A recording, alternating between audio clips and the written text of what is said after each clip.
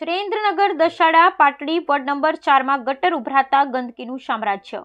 પાટડી નગરપાલિકાના ward number 4 છેલ્લા ઘણા સમયથી ગટર ઉભરાતા ગંદકીનું સામ્રાજ્ય ફેલાયું છે।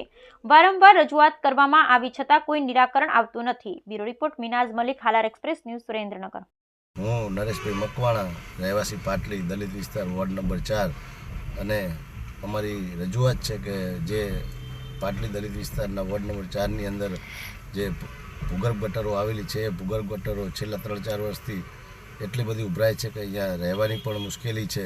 ત્યારે સમગ્ર વિસ્તારના લોકોને આરોગ્ય સાથે પણ ભય રહેલો છે અને આ બાબતે અમે અનેકવાર રજૂઆત કરવા છતાં પણ આજ દિન સુધી કોઈ પગલાં ભરવામાં આવ્યા નથી।